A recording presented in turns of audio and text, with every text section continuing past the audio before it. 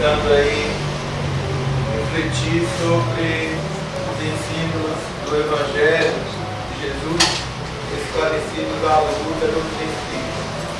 Nós procuraremos hoje trazer alguns comentários acerca do cristianismo intuitivo, dos evangelhos e relacionando este assunto com a nossa promoção espiritual.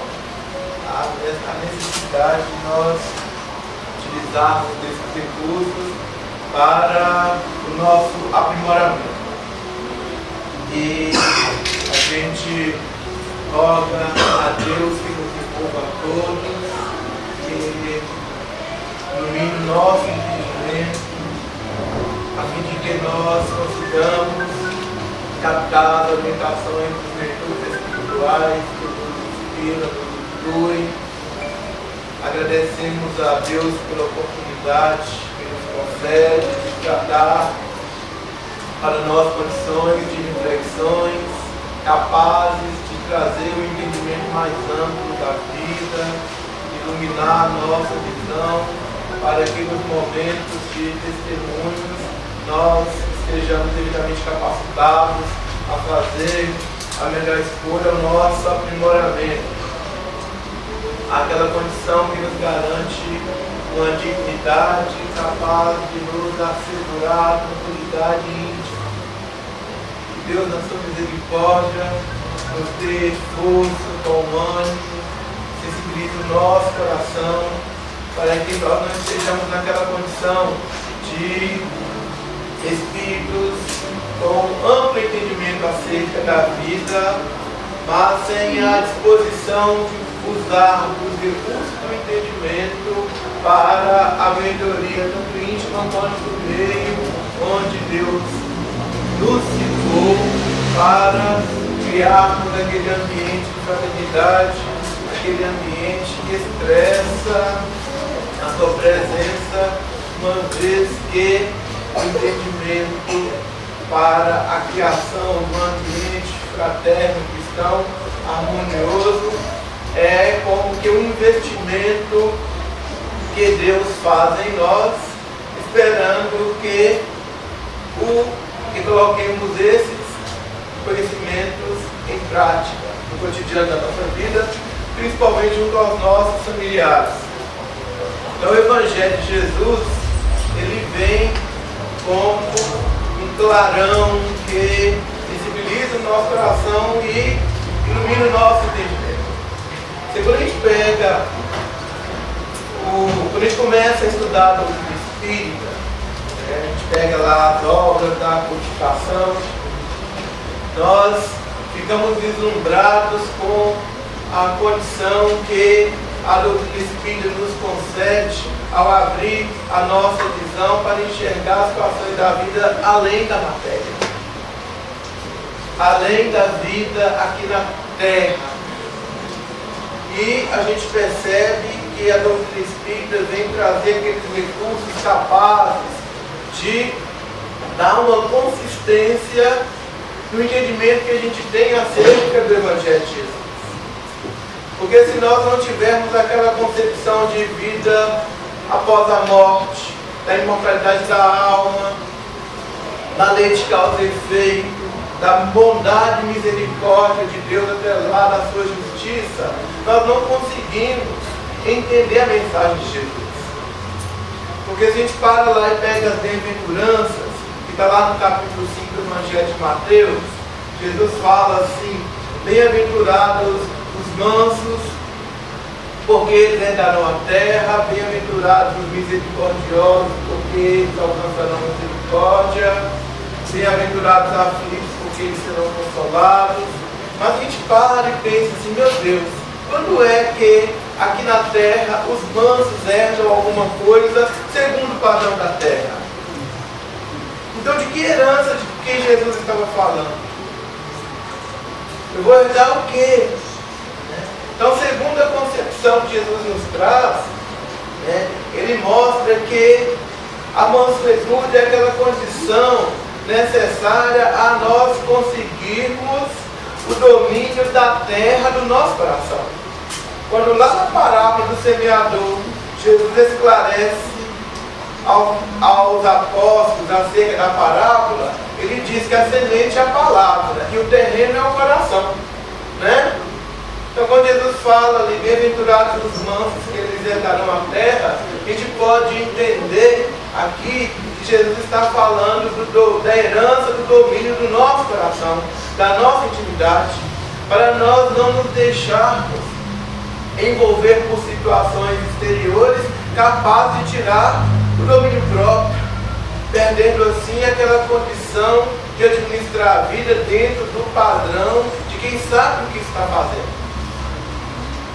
A gente pode interpretar também, né, que a herança da terra a gente poderia identificar dentro lá dos princípios básicos da doutrina espírita, um aspecto que dissesse acerca da pluralidade do mundo habitado, né, de herdar a terra num processo também de mundo que passa pelo processo de expiação e prova e vai adentrar no processo de regeneração, e a gente, dentro daquele patamar de mansuetude, de equilíbrio, estaremos aí naquela condição dos espíritos que terão condições de habitar já um mundo regenerado, um mundo onde há predisposições para o bem, para a paz, para a edificação de uma sociedade mais fraterna, mais cristã, mais justa, mais ética.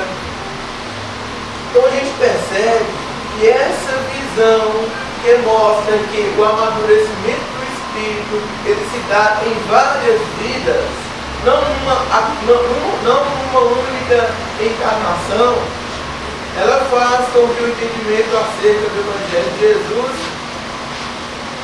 fique mais ampliada para nós. Porque a gente sabe que se nós não conseguirmos completar todo um aprendizado numa vida, nós não estamos condenados a um sofrimento eterno por não saber ou não ter conseguido fazer. Porque Deus, em sua misericórdia, dá condições para que nós possamos assumir a responsabilidade pela nossa vida e, ao mesmo tempo, a oportunidade de refazer os caminhos errados que anteriormente nós percorremos. Nos dá condições para criar um novo começo, uma nova jornada através da reencarnação, através de caminhos novos que a vida futura e a imortalidade da alma traz para nós.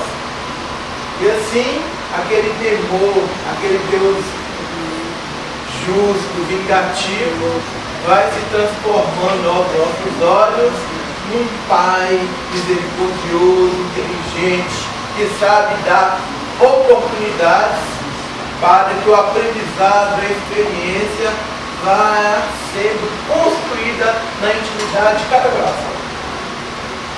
E o Evangelho de Jesus, então, quando chega à Terra, chega no momento, Jesus quando vem à Terra, vem no momento em que a humanidade já estava preparada para ter concepções acerca de uma vida num patamar de misericórdia, num patamar onde que as relações possam ser feitas, criadas em cima do amor, e não apenas no aspecto da justiça. E Jesus vem então nos ensinar como viver a lei de Deus. Jesus vem nos ensinar a viver a lei, porque a lei já é a lei de amor. O mandamento maior da lei de Deus é amar a Deus sobre todas as coisas e ao próximo como a si mesmo. Este ensinamento não é um ensinamento de Jesus. Isso é um ensinamento do Antigo Testamento. Está lá na Torá, está lá no Levítico. Então, os judeus já sabiam que o mandamento maior da lei de Deus era esse. Só para que vocês tenham certeza, convicção e possam acompanhar o raciocínio, vocês lembram daquela passagem do bom samaritano? observam que o doutor da lei aproximou-se de Jesus e perguntou assim: bom mestre, o que eu devo fazer para alcançar a vida eterna? Jesus responde para ele de forma magnífica, porque era um doutor da lei, pergunta: o que está escrito na lei? Como que você lê? Ou seja, como você interpreta o que está escrito? Se era um doutor da lei, Jesus podia fazer uma pergunta dessa, né? Se fosse uma pessoa que não tivesse instrução, Jesus utilizaria de outros recursos didáticos, uma vez que ele é o mestre por excelência. Aí o doutor da lei vai lá e responde: amarás o Senhor teu Deus de todo o teu coração, de toda a tua alma, de todo o teu entendimento, de todas as tuas forças, e ao próximo como a ti mesmo. Jesus vai lá e responde para ele: pois bem, faz isso e viverás. Aí ele vai lá e pergunta a Jesus, né, quem é o meu próximo? Aí Jesus vai e conta para ele a palavra do bom samaritano. Desse homem de Jerusalém para Jericó, que era o salteador, e assim por diante. Então o que eu estou querendo mostrar aqui para vocês é o quê? Que quando Jesus perguntou para ele o que está escrito na lei, como que você lê, ele foi lá e respondeu isso aí, né? Amar a Deus por todas as coisas e a próxima como a si mesmo.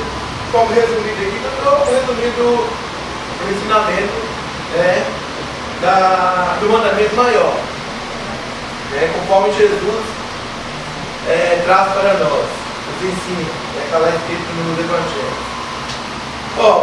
Se o doutor da lei já sabia, não foi Jesus que ensinou. Concorda? Então o que Jesus veio fazer então?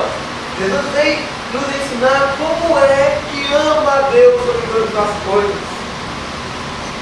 Como é que nós podemos amar o próximo como a nós mesmos? Como é que a gente pode viver uma vida sendo fraterno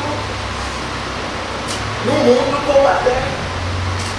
Jesus não fica como aquele instrutor, aquele chefe que fica de longe mandando os outros fazer as coisas. Ele vem lá e faz, exemplifica para que nós possamos aprender com ele. E na vida de Jesus, quando ele começa o seu apostolado, nós vamos observar a importância de um dos seus apóstolos. Por que eu estou falando a importância de um dos?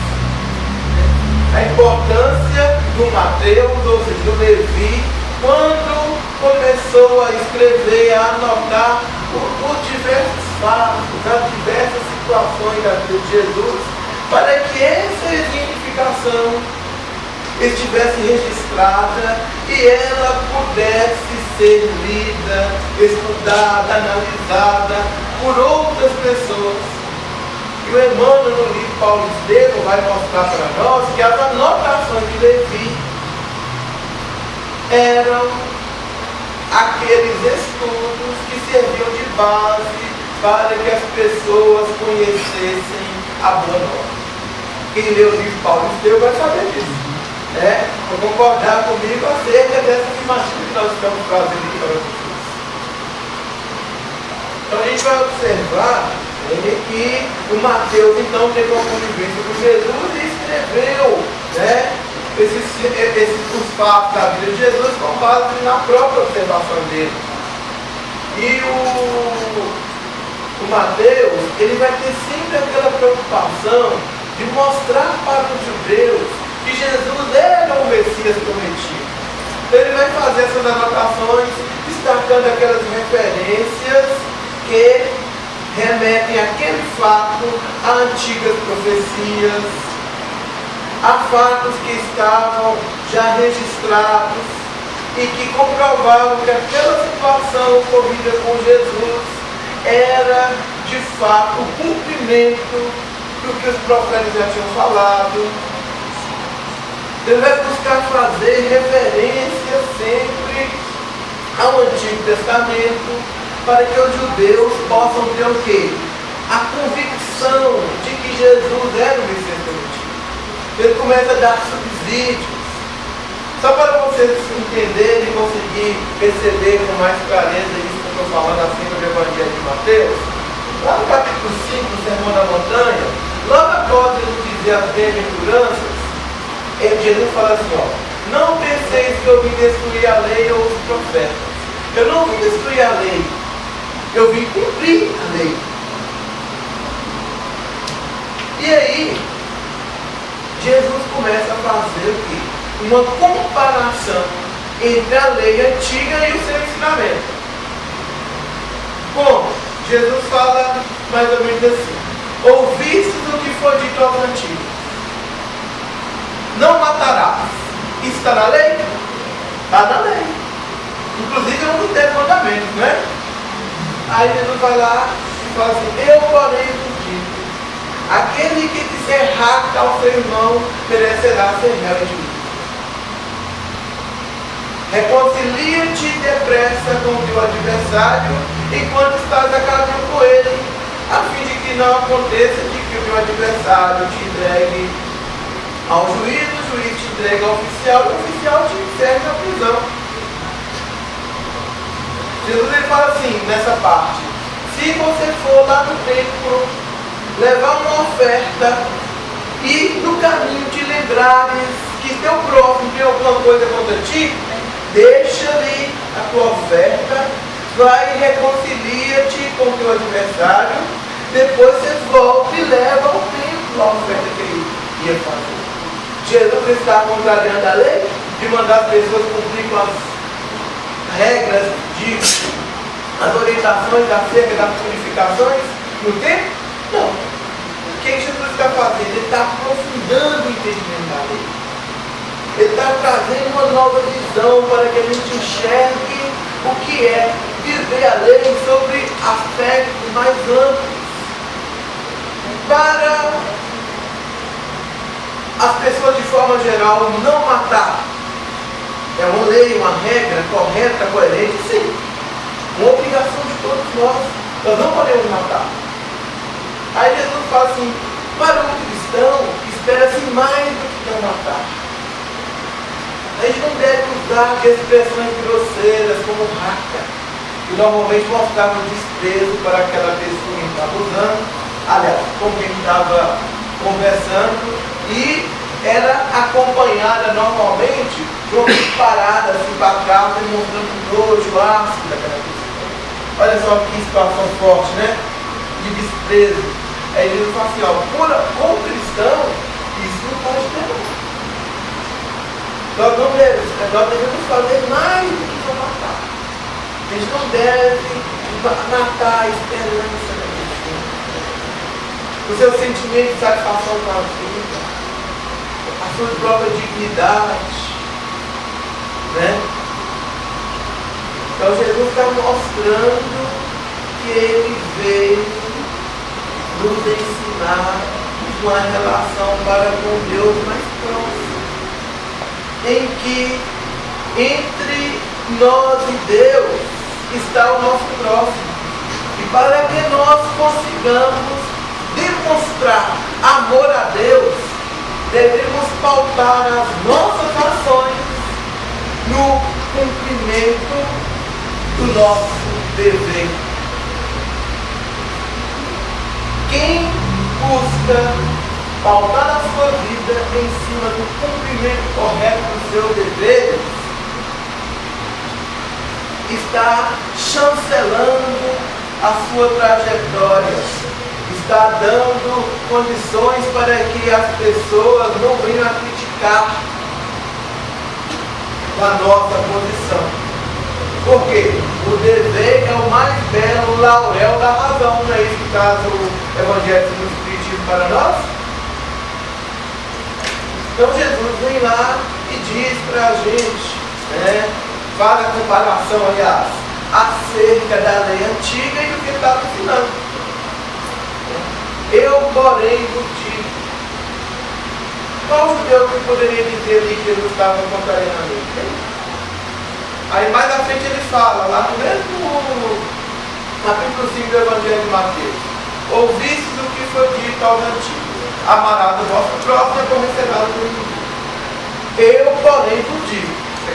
Para o cristão é o seguinte: amai os vossos inimigos, bendizei aos que vos maldizem, orai por aqueles que vos perseguem e caluniam, assim que sempre discípulos, né? Agora, gente, pensa bem. Se nós desejamos realmente mostrar o nosso interesse em sermos pacientes, mansos, nós não podemos agir segundo o padrão das ações do outro. Mas as nossas ações têm que seguir aquele padrão dos raciocínios, das diretrizes da vida que a gente deseja ter para nós. Porque senão, dependendo do estado de espírito, do estado íntimo do outro, é que eu vou ter as minhas reações.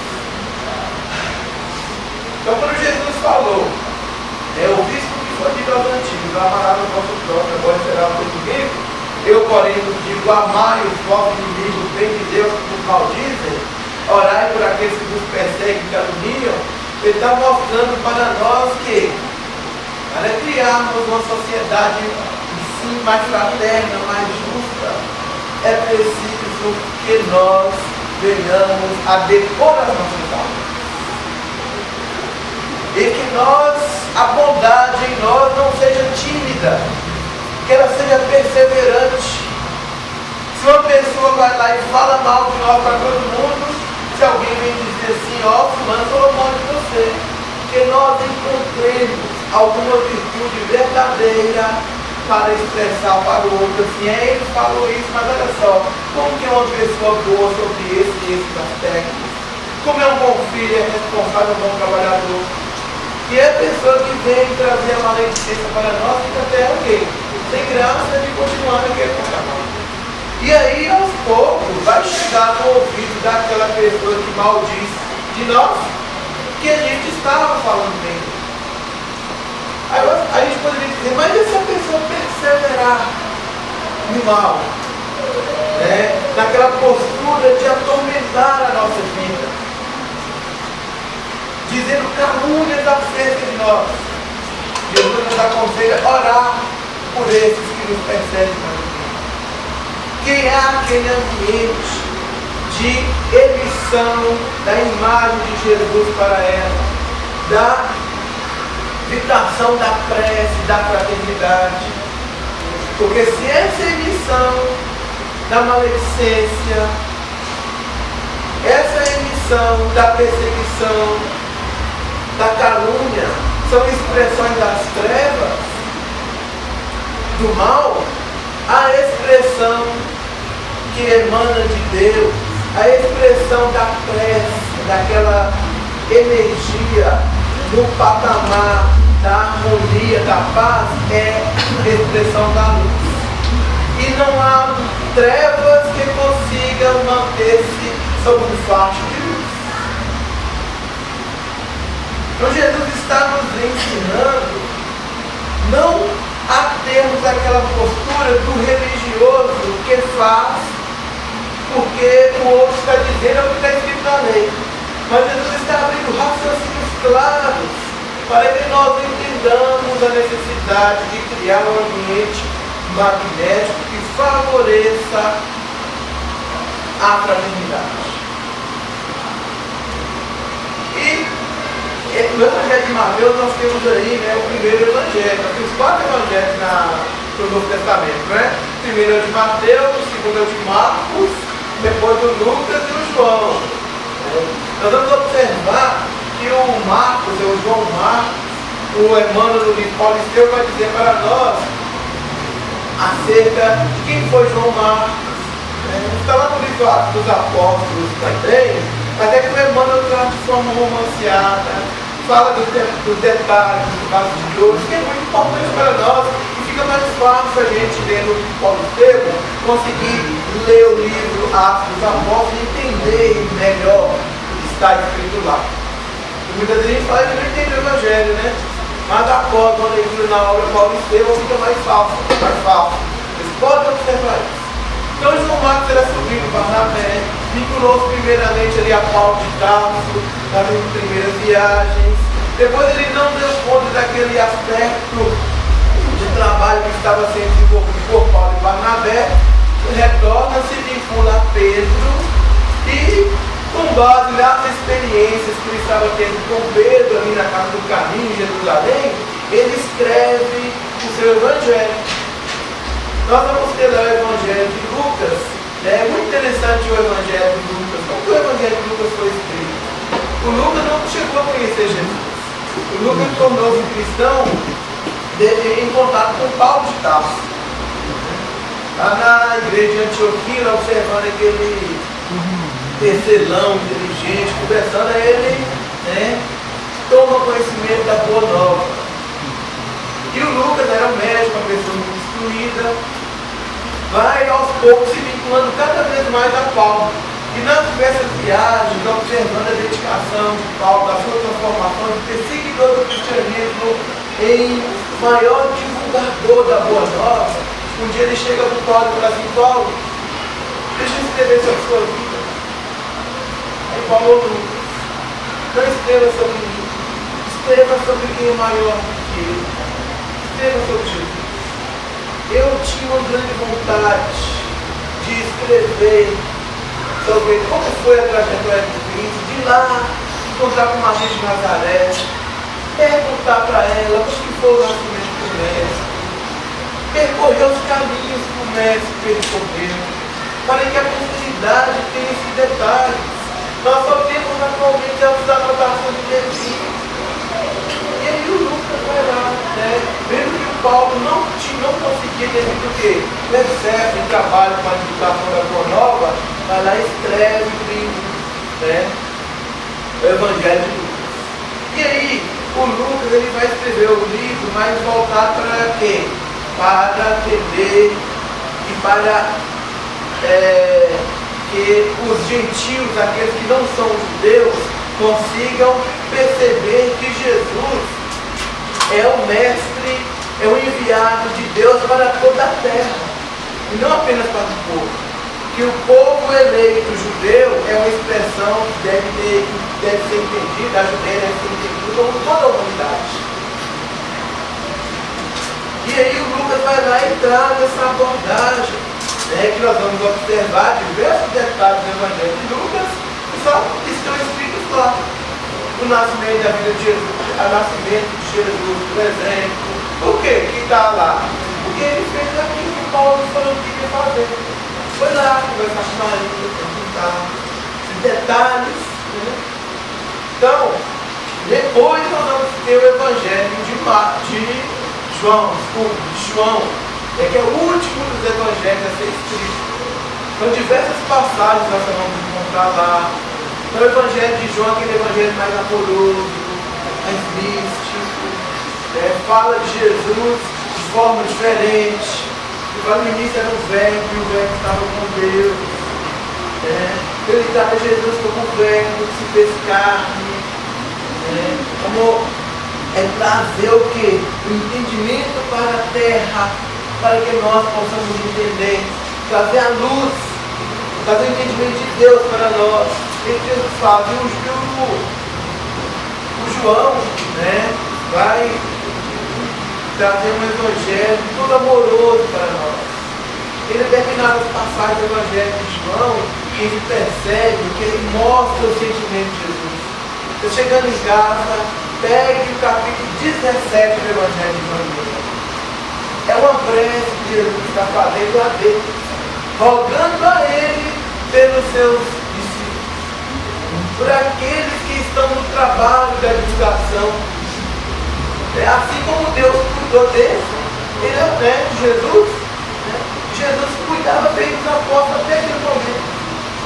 Mas que Deus fortalecesse, não tirando a dificuldade do caminho, mas dando força para que o trabalhador do Evangelho consiga superar essa dificuldade.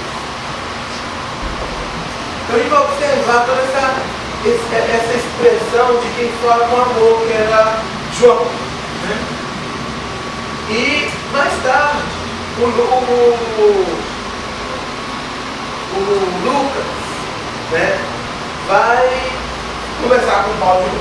Seu Paulo, a sua trajetória, a mudança de sua vida é digna de nota.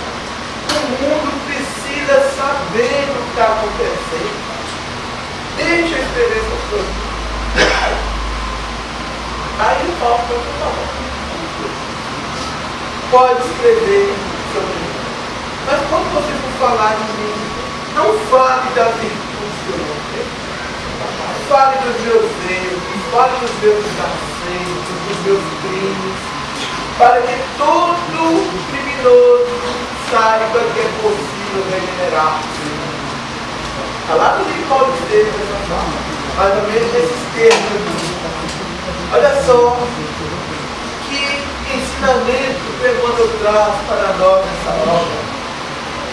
Que a abençoada mão do Francisco Cândido Xavier proporcionou que nós pudéssemos ver. Que nós não podemos fazer do Evangelho de Jesus um tormento para a nossa vida, porque a gente não consegue praticar. Ela deve ser aquele incentivo que mostra para nós a necessidade constante de perseverar na prática do bem, na persistência, porque está escrito lá, aquele que perseverar até o fim será salvo, né? E Emmanuel nos ensina o que, gente? Que a disciplina antecede a espontaneidade. Se até a última encarnação aí, talvez, nós estávamos naquele patamar de vício, de erros. Hoje, tomando conhecimento do Evangelho, a gente já quer ser aquele exemplo de lute. Não, é preciso trabalhar, persistir na rotina, na prática do bem, do amor ao próximo, para que, com a persistência, nós consigamos a tão desejada espontaneidade do bem. É isso que a gente mais quer? Ser espontâneo do bem? Mas é preciso o quê? Perseverança. E aí o Lucas vai lá e escreve o livro Atos dos Apóstolos. Lá no depois nós vamos encontrar o quê? Gente, as epístolas. O que são as epístolas?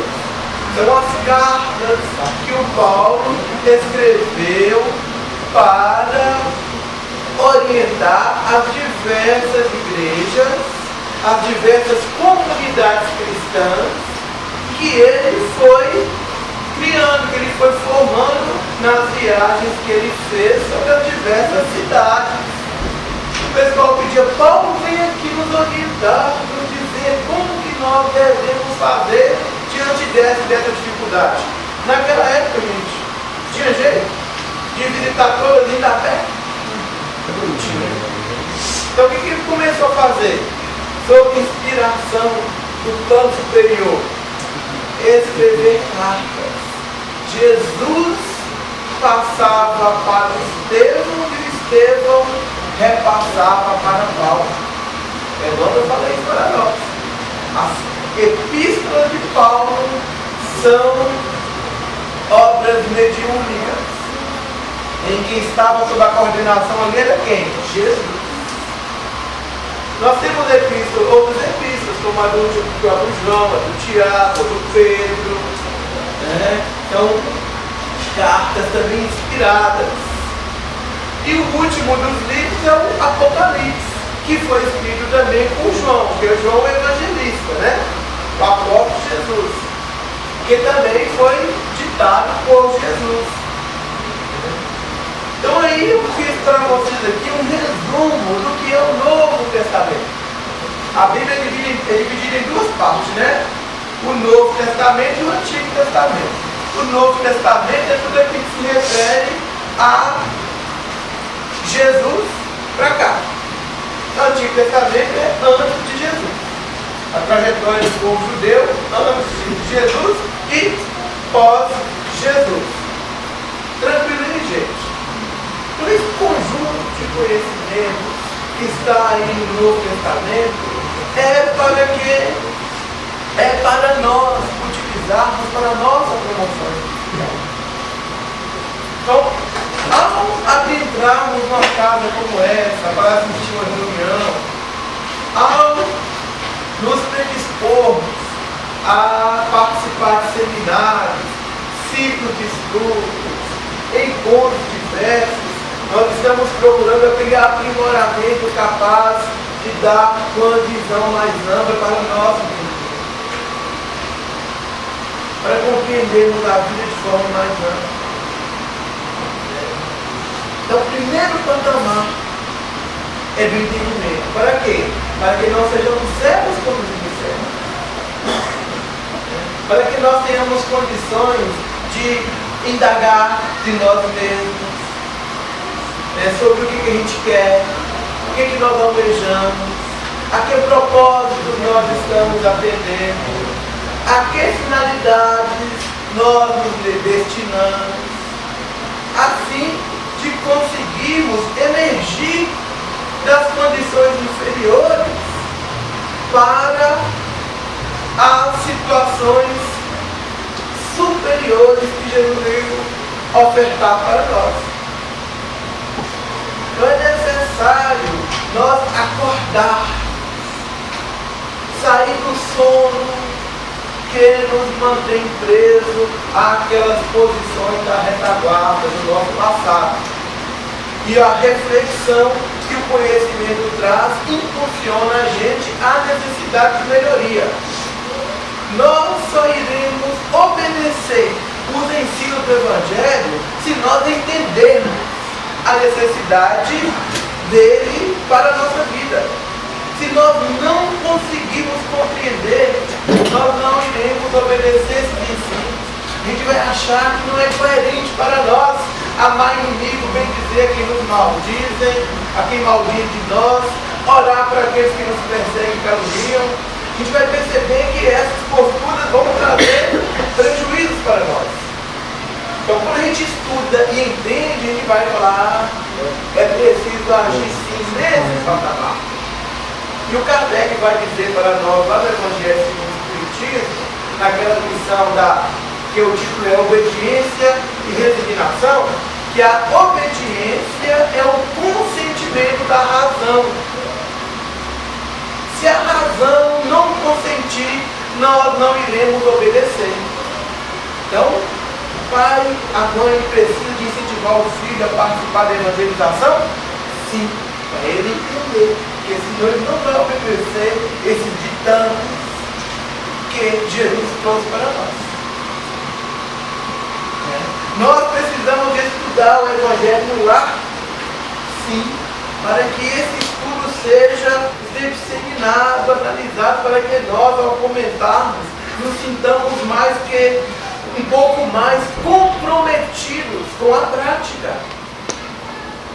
Porque a gente aprende conversando, falando, estudando, lendo, em bate-papos. O aprendizado se dá sob diversas formas. Quando eu estou falando aqui, eu estou aprendendo. Quando eu estou na posição de ouvinte, eu estou aprendendo.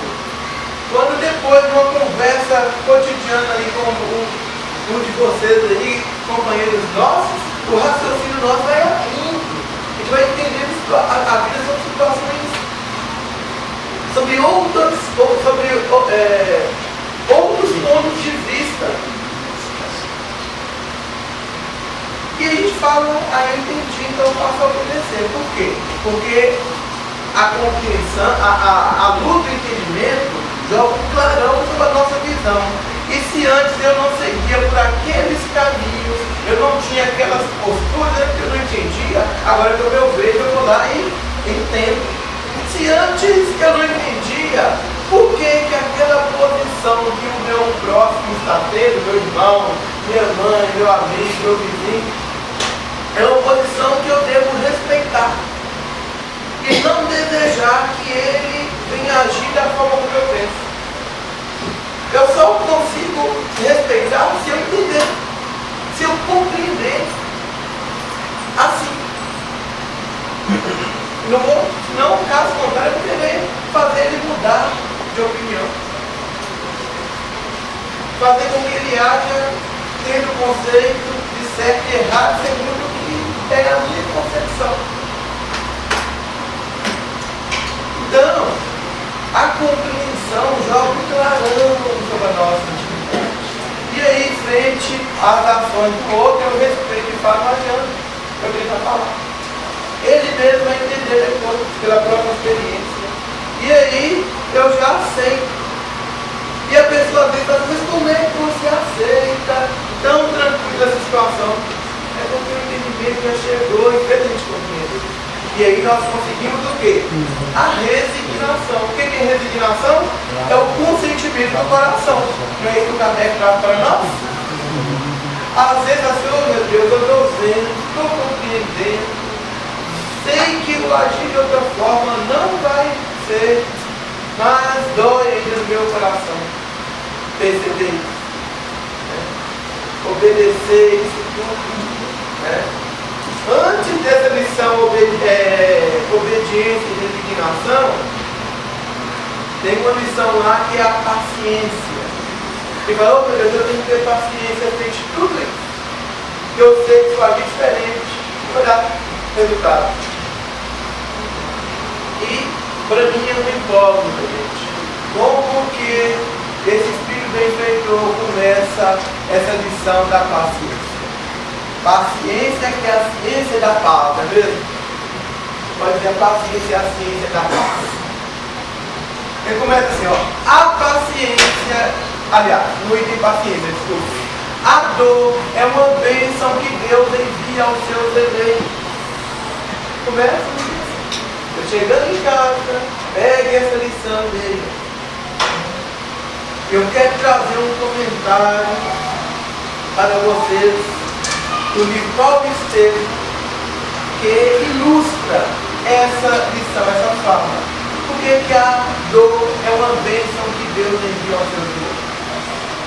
Às vezes Deus nos chama sobre diversas formas na vida. Igual chamou Paulo, né? Jesus chamando Paulo.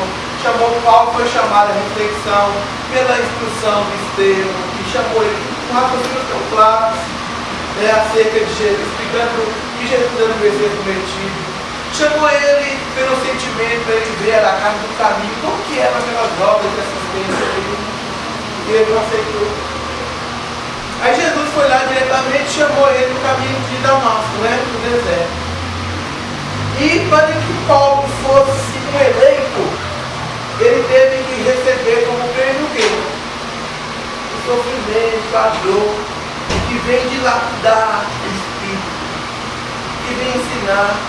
Nós não estamos aqui fazendo apologia ao sofrimento, dizendo que você tem que sofrer para se promover. Não é isso. É porque muitas vezes nós só aprendemos quando a gente sente.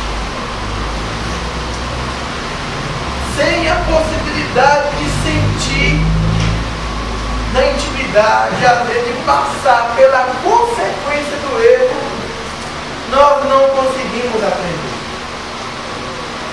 Então muitas vezes a pessoa tem várias oportunidades para se equilibrar na vida, para refletir melhor, para mudar de postura, e ela não tem, não muda. Aí quando vai chegando no final da vida, Deus manda a bênção para aquela pessoa, chegando no plano espiritual, com condições de refletir melhor sobre a vida. E aí manda quem? A amiga dor. E aí a dor vai lá e dá aqueles ensinamentos que antes do entendimento, a orientação, o conselho não foi capaz de ensinar. Então, gente, aí, quando a gente entende, aprende, entra nesse campo da teoria, nós precisamos de ir para a prática, não é?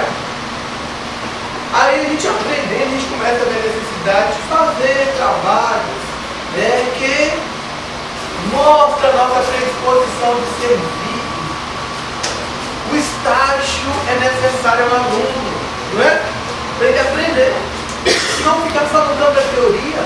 Então nós precisamos de ir para a prática. Nas diversas atividades assistenciais que a Casa Espírita traz para nós, como aquele complemento de instrução que nos ensina a ser equilibrado dentro de casa, na via pública, a nossa sociedade há que sentir o benefício de nós sermos cristãos.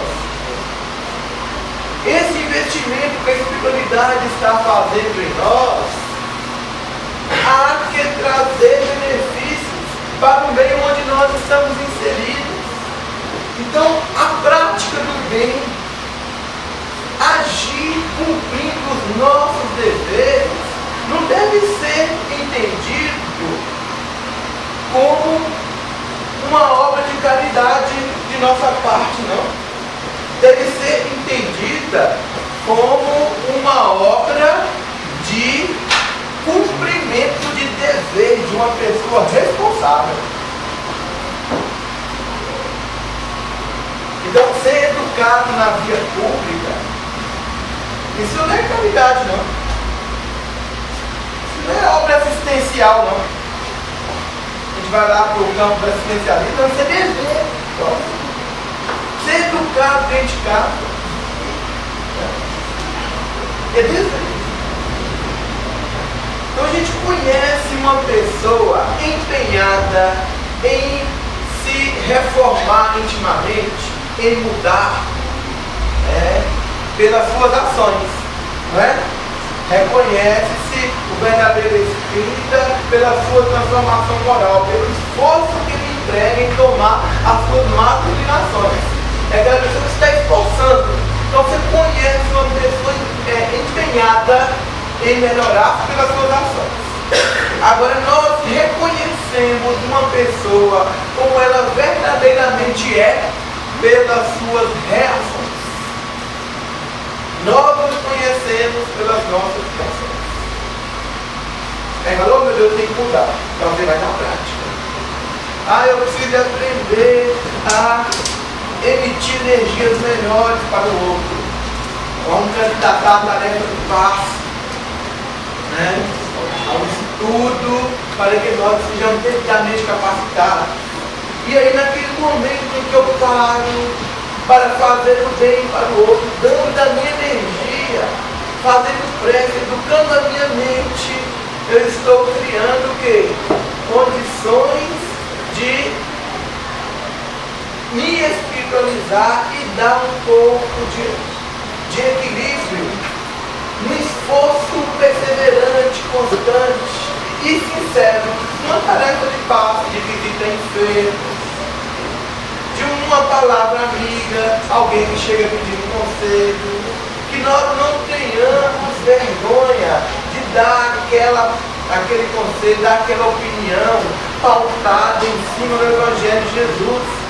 Muitas vezes a gente fala assim, eu não vou falar lá não, estou achando Neto muito corajoso de chegar lá e falar isso tudo. Ele fala isso tudo? Eu não estou falando aqui em cima da autoridade que eu não tenho. Eu estou falando aqui em cima da autoridade de quem? Do Evangelho de Jesus. Eu não estou falando da minha vida. Falando de coisas pessoais, que o expositor deve evitar trazer fatos pessoais. A não ser em casos raros, quando ele vem trazer aqui como um didático para ajudar no entendimento de um determinado assunto, de uma determinada situação. Mas nós estamos aqui para trazer esse conhecimento sobre o quê? Sobre o Evangelho de Jesus, sobre a doutrina espírita, para que o Evangelho de Jesus, a doutrina espírita para nós, seja o norte da nossa vida, não é isso? Eu não vim aqui saber da vida particular de ninguém. Ninguém vai numa casa espírita para saber da vida particular sobre, para saber do quê? Do Evangelho de Jesus esclarecido ao longo da doutrina. Então, quando a gente está empenhado em buscar a melhoria, a gente fala, meu Deus, eu vou me esforçar. Mas, gente, como é que pode uma pessoa cheia de defeito como eu ir lá e estender a mão para aplicar um papo numa pessoa? Jesus vai esperar santos aqui na terra para auxiliar o outro?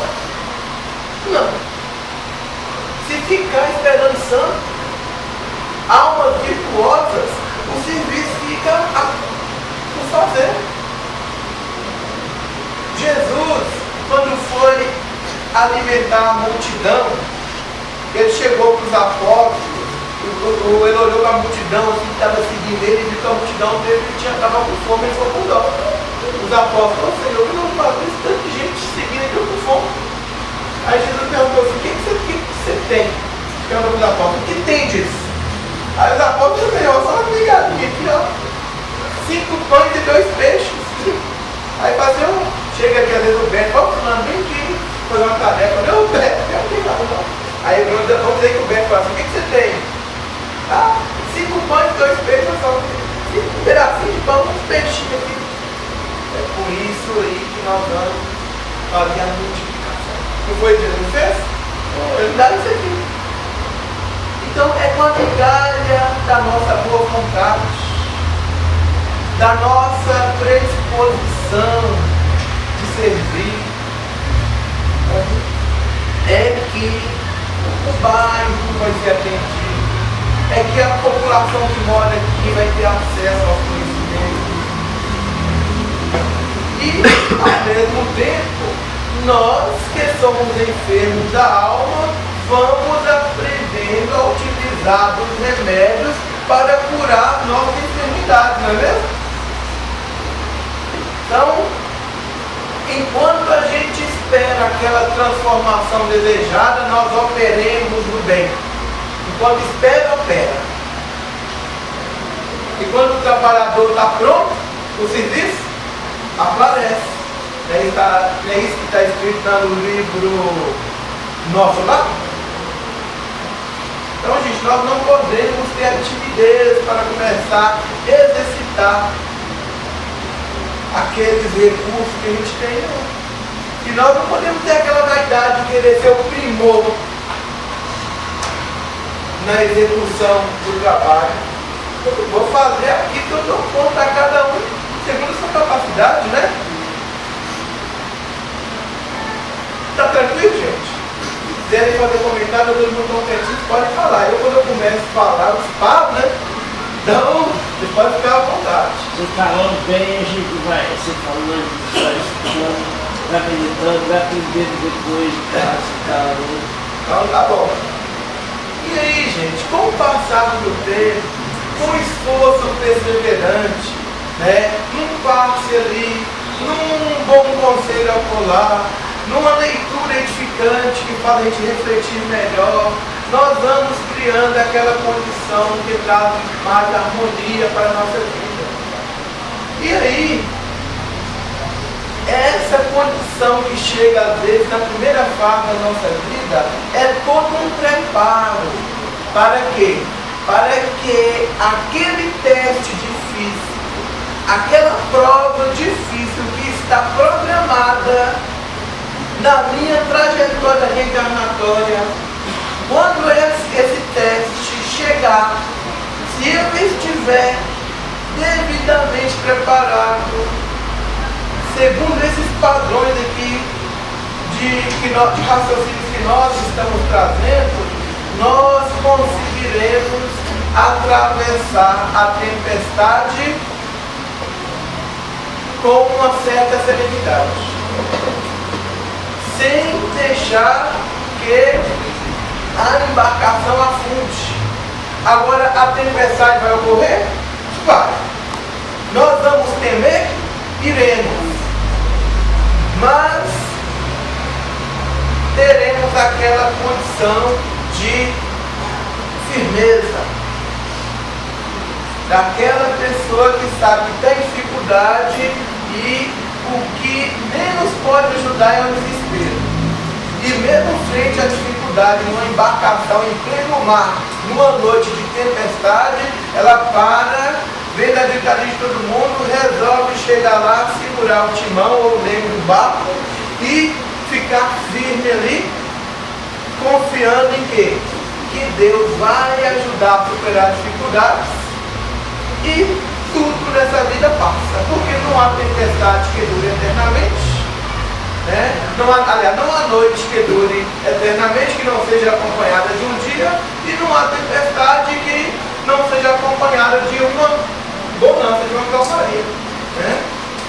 Após a noite vem o dia, após o vento a calmaria, né? Você combinou. Então, exercício, nós vamos aprendendo a criar em torno de nós aquele ambiente espiritualizante, aquela serenidade do Espírito que sabe que Deus não nos desampara, aquela tranquilidade do Espírito que não se acovarda frente aos testemunhos e provas da vida,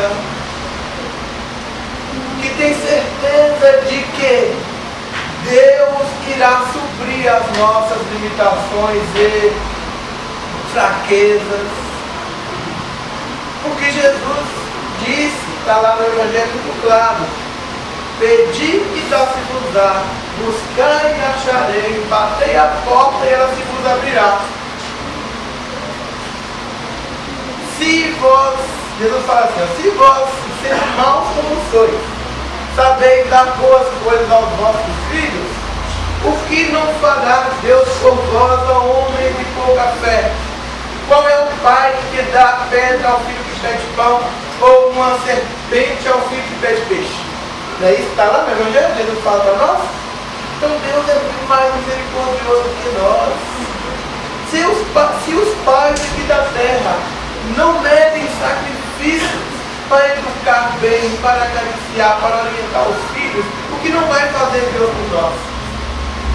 Então é preciso a gente pedir a Deus que nos fortaleça, que nos dê condições de compreender os seus desígnios, que nos dê resignação para aceitar aquelas situações que a gente não consegue mudar, e força, coragem, bom ânimo para a gente vencer aquelas situações que a gente pode mudar, que a gente tem condições de superar.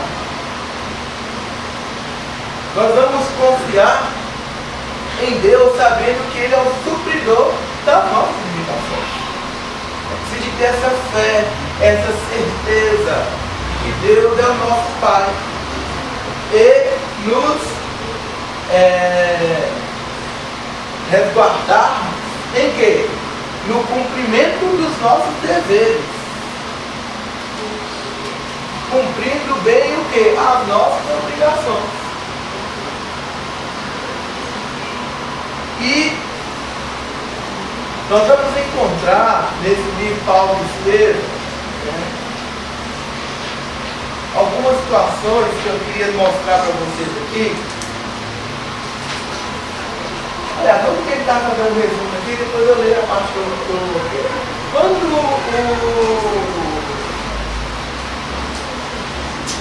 o Saulo, Saulo de Tarso,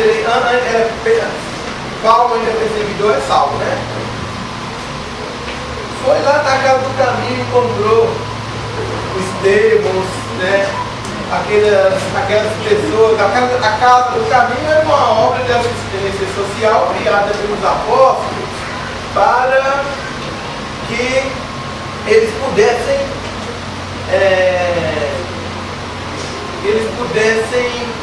praticar os ensinamentos de Jesus, para eles não ficarem só na teoria. Eles foram lá e criaram essa obra de assistência social. Então foi ali que o Estevão foi acolhido quando ele estava doente. Aliás, quando ele chegou lá, estava tão cheio que ele não pôde ficar. O Pedro pensou assim: eu vou deixar esse jovem sem assistência morrer, eu não posso. Já neguei Jesus 3 vezes, né? Cortei a orelha do soldado que queria prender Jesus, tendo dificuldade, eu agora estou, né? Aí Pedro foi lá, levou o jovem Estevão lá para a casa dele. O rapaz, em febre alta, quando delirava, recitava Isaías. Ele falou assim: tem um futuro bem bom aqui nesse rapaz, né? E aí o Pedro, quando começa a contar de Jesus para Estevão assim: olha, é o Messias, vai lá e mostra onde ele está. Aí foi crucificado. Aí conta a história toda e Estevão fica mais admirado ainda. Começa a fazer citações do Antigo Testamento que mostrava que tudo aquilo que Pedro estava narrando para ele era uma comprovação inequívoca de que Jesus era o Messias prometido. Então o raciocínio dele já amarrava muito bem as situações que levava a uma compreensão já daquele que tem Jesus no coração. Então, quando o Saulo entrou lá na casa do caminho, viu aquelas pessoas pobres, aquelas crianças, aquelas mulheres idosas, fracas, aqueles homens leprosos, ele entrou e viu que o Estevão estava fazendo o trabalho de assistência e estava, depois de falar, ele diz assim para Estevão, fala: mas quem é esse Jesus que você está defendendo? Está falando que é superior à lei, né? Que é superior a Moisés, é um reles carpinteiro. Aí olha o que Estevão fala: graças a Deus que Jesus escolheu como uma profissão carpinteiro, porque a humanidade agora já não está mais condenada a viver sem um teto, sem uma casa, sem um abrigo.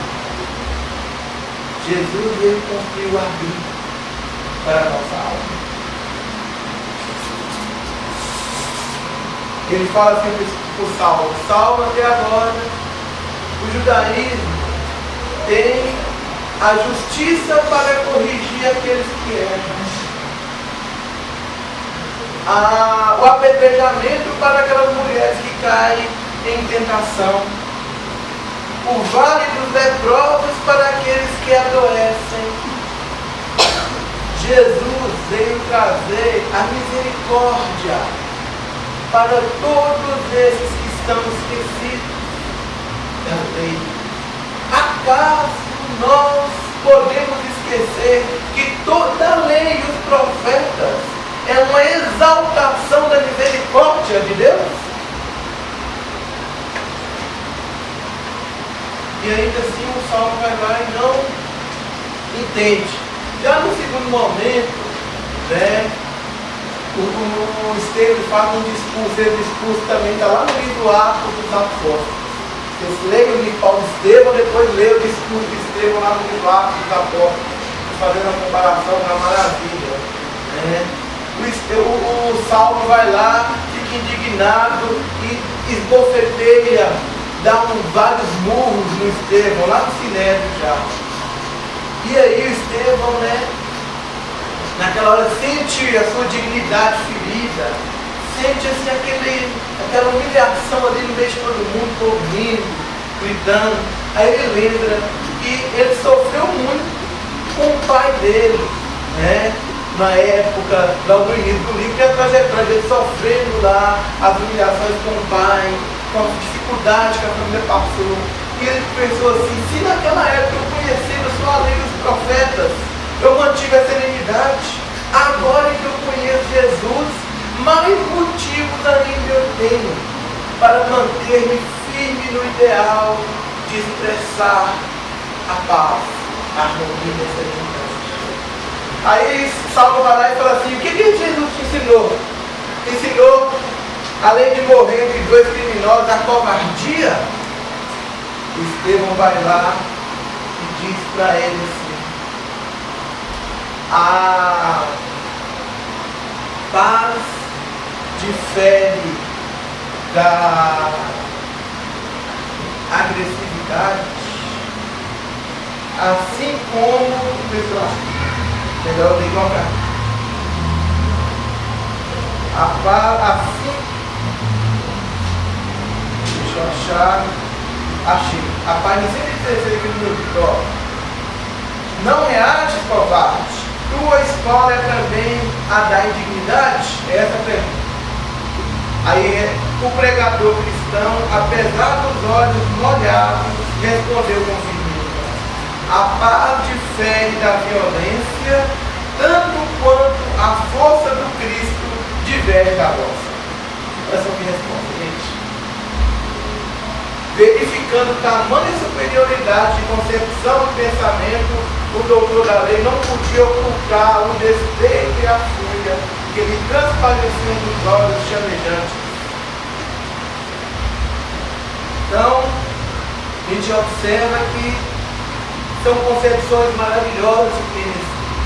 E aquela parte que eu falei para vocês, do Gamaliel, né, que eu quero trazer aqui, de mostrar que a dor é uma bênção que Deus envia aos seus eleitos. Logo após Estevão ser condenado à prisão, o Gamaliel, que era o orientador do Paulo lá no Sinédrio, né, ele era um dos homens respeitados do judaísmo. Ele vai visitar, é uma pessoa muito ponderada, vai visitar a casa do caminho. Aí vem lá, conhecer mais de perto, né, o trabalho de Pedro, Tiago, João. E quando ele chega lá, ele fica espantado, porque tanto de crianças abandonadas, sabe, maltratadas, sofridas, mas bem acolhidas ali. Aquele tanto de senhoras pobres, viúvas que tinham sido ultrajadas, roubadas, porque ficaram sem seu esposo, né, à mercê da exploração alheia, os corruptos, os usurpadores da época. Aqueles leprosos que tinham sido esquecidos pelos familiares, pela sociedade.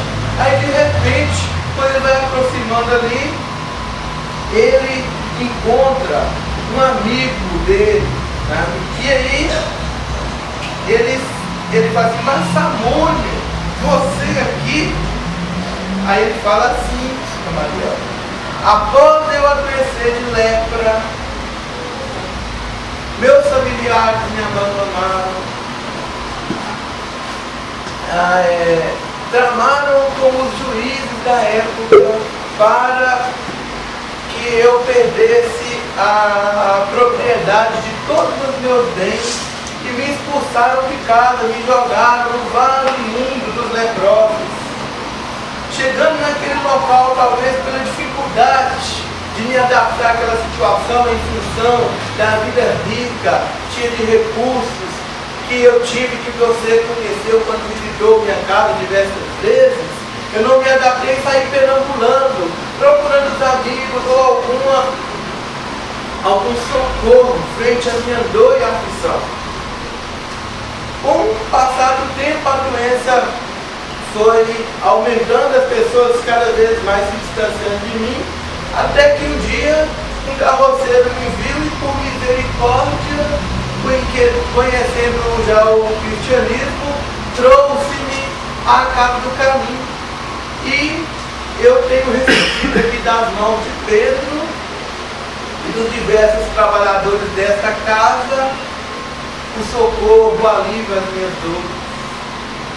Então, só assim foi que eu pude compreender que Jesus é mesmo o Messias prometido.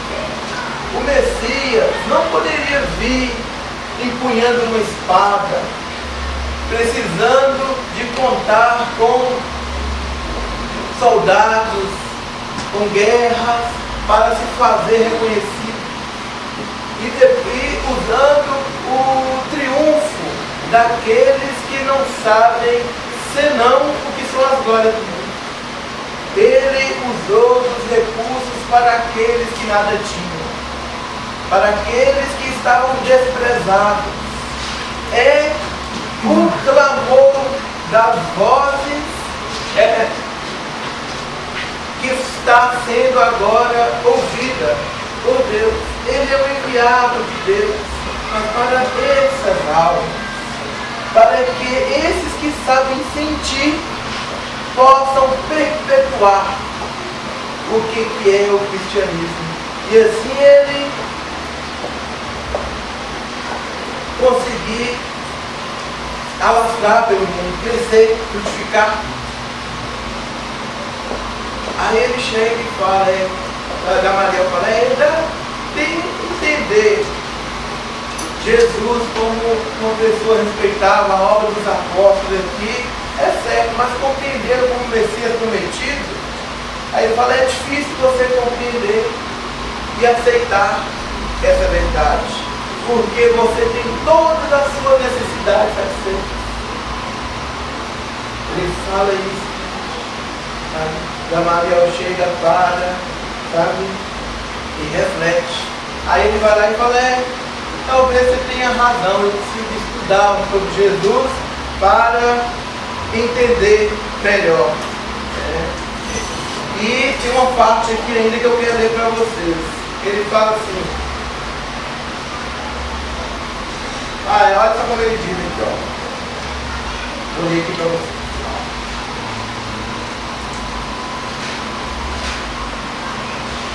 Sim, é justo, retrucou Samão inspirado. Por enquanto não estáis precisando de um Salvador.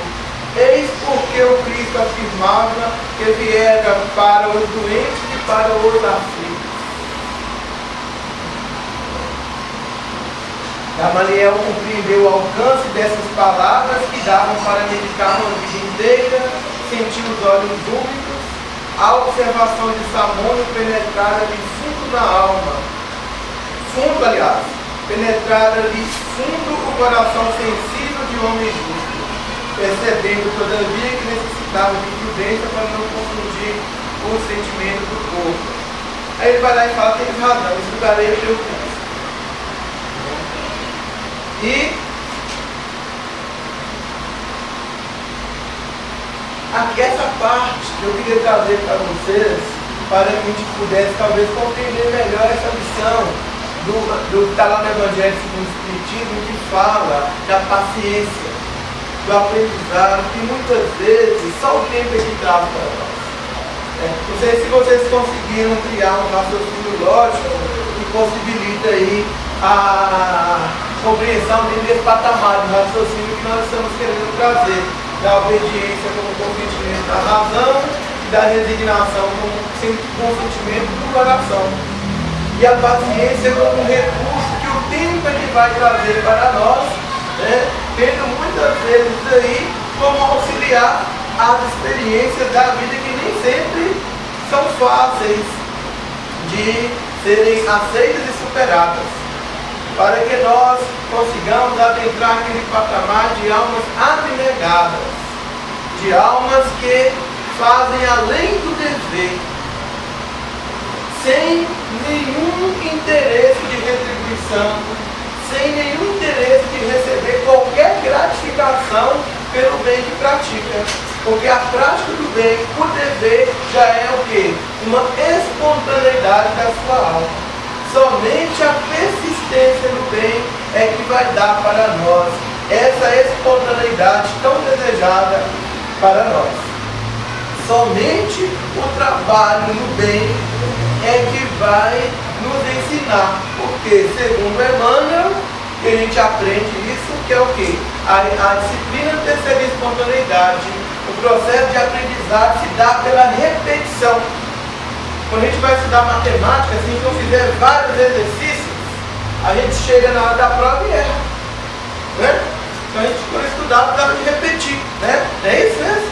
Se não fizer os exercícios todos, o que acontece? Mas não, eu já sei tudo. Na hora que não fizer, não acerta. Erra, compromete o aprendizado escolar. A mesma situação vale para o aprendizado na escola, terra para a aquisição dos valores da virtude para o nosso coração. É até menor, né? Então, nós vamos encontrar nesse livro, Paulo Estevam, esse facho de luz, sabe?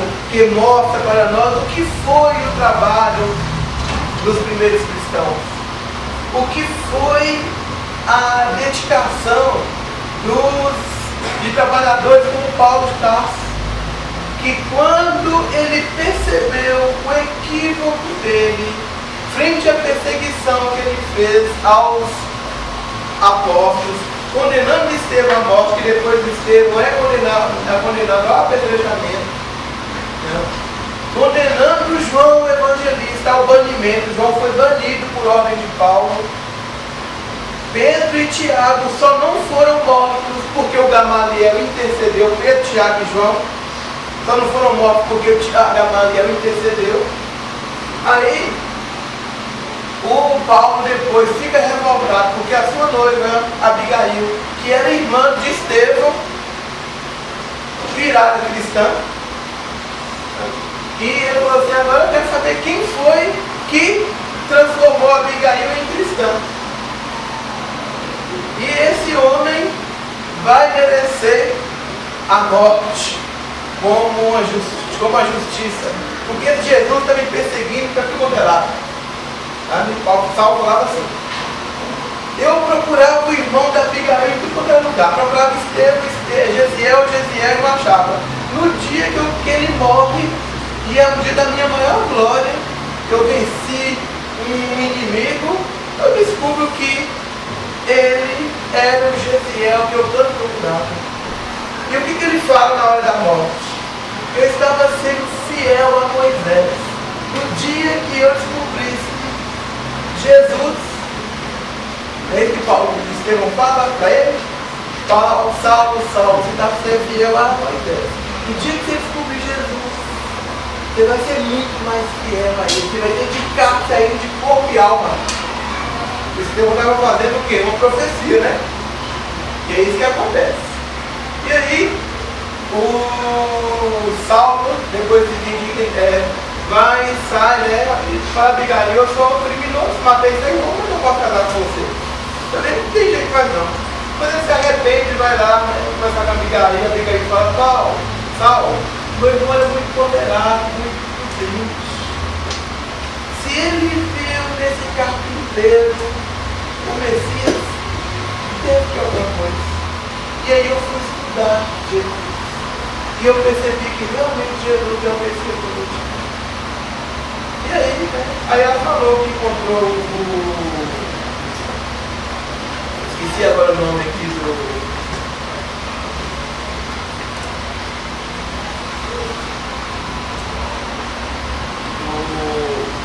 trabalhador cristão que falou para Abigail sobre Jesus. Mas eu vou lembrar. Aí o Saulo vai lá no caminho de Damasco, né? Para fazer uma perseguição. Então estava lá no deserto. Quando chegou lá no deserto, né? Ananias esteve. Né? Quando chegou lá no deserto, de repente, agora vou matar os cristãos. Não tivemos que tentar matar, eu quero ver. Né? Jesus para, né? Chega assim, passa um clarão, luz iluminada no deserto. E o cavalo do Saulo empina, ele cai do cavalo, e aí a voz ecoa e pergunta assim: Saulo, Saulo, por que tu me persegue? Vocês imaginam uma pessoa chega assim para mim, com a mão, sabe? Nilda, a dona Nilda chega assim para mim e fala: ô Neto, por que você está me perseguindo? O que foi que eu te fiz? Já pensou, gente? Alguém chegar para nós, agora vocês imaginem Jesus falando isso para ele. Aí Saulo vai lá perguntando: quem és tu, Senhor? Aí ele fala: eu sou Jesus. Aí naquela hora o Saulo cai de joelho, ele já tinha caído do cavalo e começa a chorar. E fala: é o Messias prometido que eu sonhava encontrar, que eu estou perseguindo para matar. E aí o que ele falou? Agora eu estou em depressão. Eu sou perseguidor, não presto, eu fiz o pior crime do mundo. Não presto mais não, vou morrer. Foi isso que ele fez, gente? Não. O que ele falou? Senhor, o que queres que eu faça? Como quer dizer para nós que quando a gente reconhecer os nossos erros, quando a gente perceber que a gente cometeu equívoco, a nossa postura não deve ser aquela de quem lastima, mas a postura de quem está predisposto a recomeçar. E Jesus fala: vai para a cidade que lá eu vou te dizer que deve ser feito, vai para Damasco. Chegando lá, Jesus vai encontrar com Ananias e fala assim: Ananias, eu quero que você vai agora dar visão para o Saulo que ele está certo. Agora vocês imaginem só, gente, a situação. Ananias sabia que o pior perseguidor do cristianismo era Saulo. Chega Jesus e fala com ele: ó, é uma ovelha do nosso rebanho agora. Imagina a alegria do Ananias, hein? Vou fazer um comentário aqui, pessoal. Quando eu desencarnar, eu quero assistir esse Pensa bem, gente. Deve estar lá no plano espiritual um filme. Que o Chico Xavier fala, aquele do filme, né? Do livro. Quando ele leu o livro, ele ficou triste. Oh, meu Deus. Ficou tão... Daí que ele fala: não consegui transmitir a beleza do que era o livro. E olha que o livro é maravilhoso, né? Aí, Jesus vai lá e fala com Ananias, como quer dizer para nós o quê? Que todo algoz deve ser o quê? Acolhido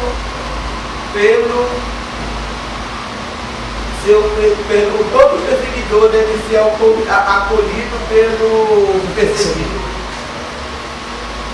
E aí o Ananias vai lá, bate na porta da pensãozinha, diz, quem é? Está aí, ô Saulo, eu venho em nome de Jesus. Ele que Ananias fala. E vai lá e dá um passe nele, como que cai as duas escamas, o Saulo volta a enxergar e abraça aquele que antes ele ia matar. Olha que lição magnífica, gente. Olha que lição para nós. Por isso Jesus manda a gente orar por aqueles que nos perseguem em cada dia. Jesus nos ensina a perdoar. Né? Por isso é que se Jesus estava ensinando Ananias a fazer isso, ele também fez quando lá do alto da cruz, ele viu aquela multidão que tinha gritado crucifica, naquele arrobo, né? Ali no dia da crucificação, ele olha para o céu e fala, Pai, perdoa-os, porque eles não sabem o que fazem.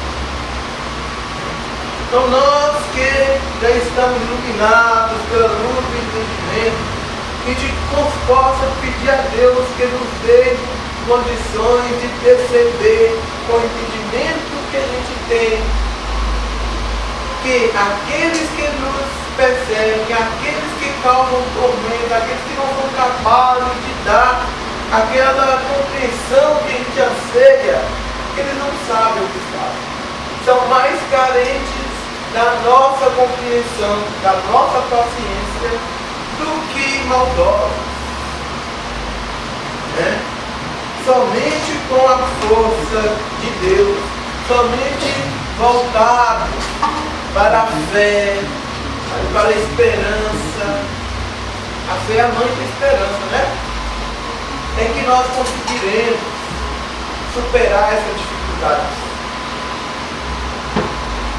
E a mesma situação que aconteceu com Ananias e Paulo nesse primeiro momento aí, vai acontecer com quem? Com Estevão e Saulo. Porque o Estevão é que passa a ser o orientador do Saulo, no trabalho de divulgação da sua nova. E o Saulo fala que foi muito bom ele ter errado. É muito bom não, nessa palavra. Ele fala que todos os erros dele eram avisos salutares para que a glória e o Evangelho estivesse alcançando o benefício que o plano espiritual estava concedendo para ele, não fosse motivo de queda. Porque às vezes a vaidade vai lá e coloca a perder o trabalho da edificação de novos valores que nós estamos tentando trazer para o nosso coração. E a doutrina espírita vem e fala para nós que o nosso passado está cheio de dificuldades, dores, mas é necessário superar essas dificuldades e adentrar num patamar novo de edificação de novos valores. Então eu queria terminar a nossa fala com uma leitura do livro Fonte Viva, tá? Que é vigiar e orar para não cair em tentação. Lição 110. Vocês me permitem ler? Então vamos lá. Vigiar e orar para não cair em tentação. Jesus, Mateus, capítulo 26, versículo 41. As mais terríveis tentações decorrem do fundo sombrio de nossa individualidade, assim como o lodo mais intenso, capaz de tisnar o lago, procede de seu próprio ser. Renascemos na terra com as forças desequilibradas do nosso pretérito para as tarefas do reajuste. Nas raízes de de nossas tendências, encontramos as mais vivas sugestões da inferioridade. Nas íntimas relações com os nossos parentes, somos surpreendidos pelos mais fortes motivos de discórdia e luta. Em nós mesmos podemos exercitar o bom ânimo e a paciência, a fé e a humildade. Em contato com os afetos mais próximos, temos copioso material de aprendizado para fixar em nossa vida os valores da boa vontade, do perdão, da fraternidade pura e do bem incessante. Não te proponhas desse modo atravessar o mundo sem tentações. Elas nascem contigo, assomam de ti mesmo e alimentam-se de ti quando não as combates dedicadamente. Qual o lavrador sempre disposto a cooperar com a terra da qual precisa extrair as boas sementes. Caminhar do berço ao túmulo sob as marteladas da tentação é natural. Afrontar obstáculos, sofrer provações, tolerar antipatias gratuitas e atravessar tormentas de lágrimas são vicissitudes lógicas da experiência humana.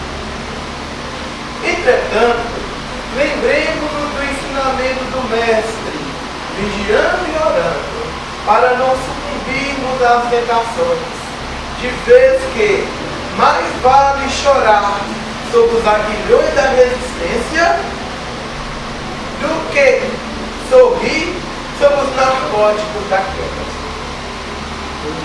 Então, gente, fica aqui, a nossa reflexão dessa noite de hoje. Esperamos ter trazido aí um conjunto de raciocínios capazes de fazer a ligação dos ensinos do Evangelho com a necessidade de promoção espiritual para nós, sabendo que ninguém promove o trem. Os nossos amigos espirituais nos dão recursos, mas quem irá nos promover somos nós mesmos. Nós vamos contar com quem? Com a força que a gente não tem? Não. Nós vamos contar com a força de Deus, e com o sincero desejo de cumprir os nossos deveres. Se a gente fizer a nossa parte, o resto virá por misericórdia. Que Deus nos ampare, nos dê força e bom ânimo para continuarmos sempre esse sincero propósito de aprender para renovar. Muita paz.